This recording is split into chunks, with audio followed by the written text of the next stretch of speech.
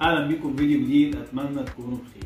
الفيديو دوت يعتبر مطلب شعبي. تقريبا كل الفيديوهات اللي بنعملها بلاحظ ان التعليق دوت على طول بيجيلي، وكنا عملنا فيديو من فتره عن الموضوع ده، ولكن المره دي هيكون اكثر شموليه او اكثر تحديدا.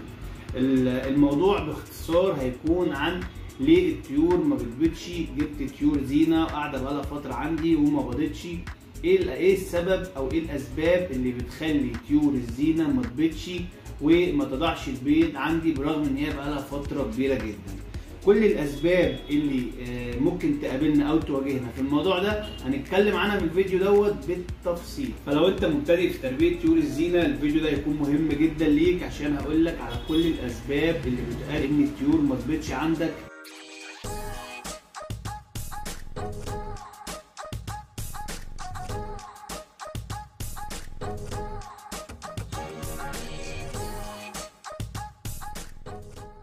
زي ما عرفنا في المقدمه هقول لك على الاسباب اللي بتخلي الطيور ما تبيضش، او لو انت جايب طيور زينه زي ما قلنا قعدت فتره كبيره ما تبيضش عندك، اكيد هتلاقي سبب من الاسباب اللي احنا هنقولها دي بتطابق المشكله اللي عندك، فبالتالي تشوفها وتعمل على الحل بتاعها. اول سبب معانا هي انك تكون جايب عصفورين من نفس الجنس، يعني مثلا جايب ذكرين. في الحاله ديت الطيور مهما قعدت عندك عمرها ما هتنتج، لان انت جايب الطائرين ذكور، فلازم نتاكد اللي هم ذكر وانثى. وطبعا احنا في القناه عندنا عاملين تحديد الذكر والانثى لكذا نوع طيور. شوف النوع اللي عندك ايه وتقدر تخش على القناه وتشوف الفيديو، سواء كان بادجي او زبرا او روز او فيشر. كل الموضوع ده هتلاقي تحديد الذكر والانثى موجود، عملنا بيه فيديو سابق. يبقى دي اول نقطه، نتاكد ان الجوز اللي عندنا ذكر وانثى، مش ذكرين ولا نتايتين. لو نتايتين ممكن الانثى تبيض، ولكن طبعا هيكون البيض مروق، يعني البيض فاضي ما فيهوش جنين.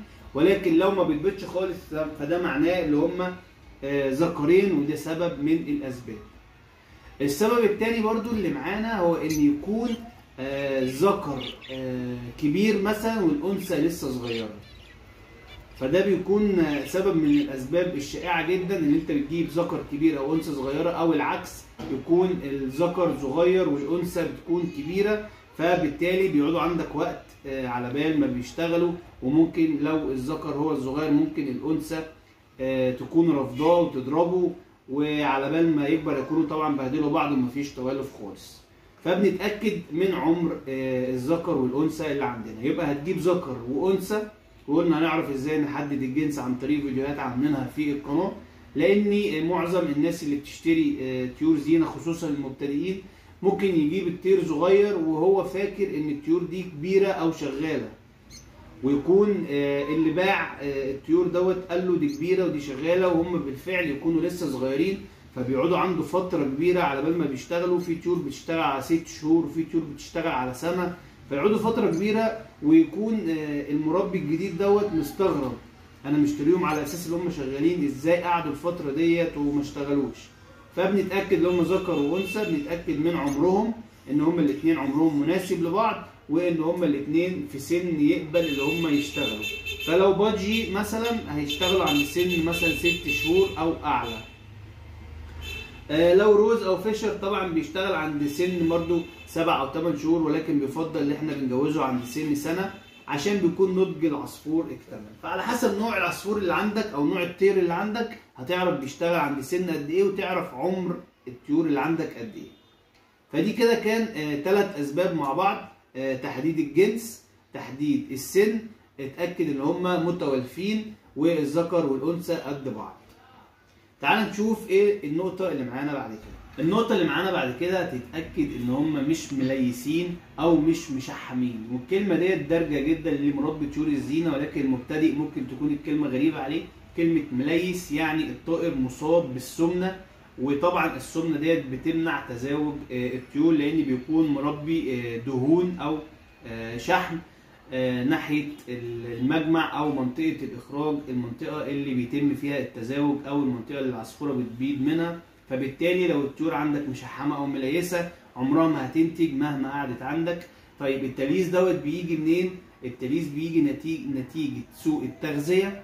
أنت بتأكل أكل بيؤدي إلى السمنة، وطبعا دوت بيعتبر غلط جدا، والغلط ده بيكون شائع عند المبتدئين في تربيه طيور الزينه، ما بيكونش عامل جدول غذائي مظبوط للطيور، فبالتالي بيشحموا ويليسوا منه.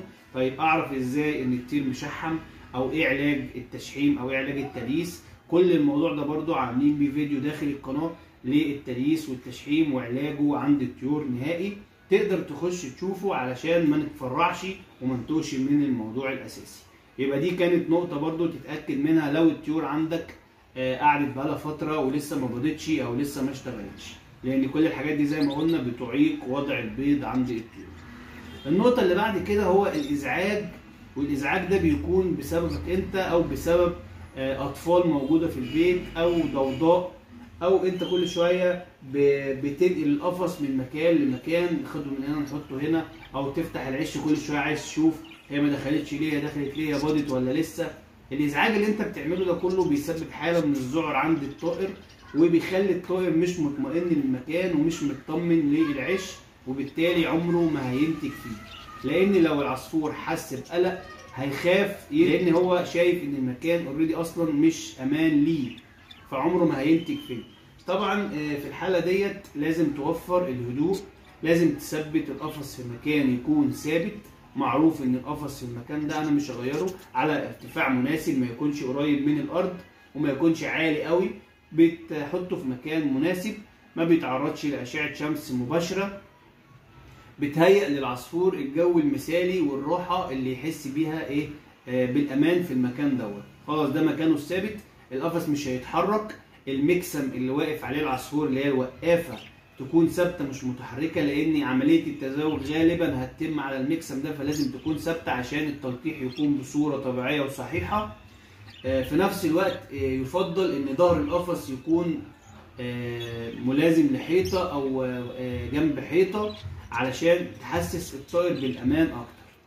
يبقى ما نعملش ازعاج للطيور، لان دي من الحاجات برضو اللي بتعطل وضع البيض.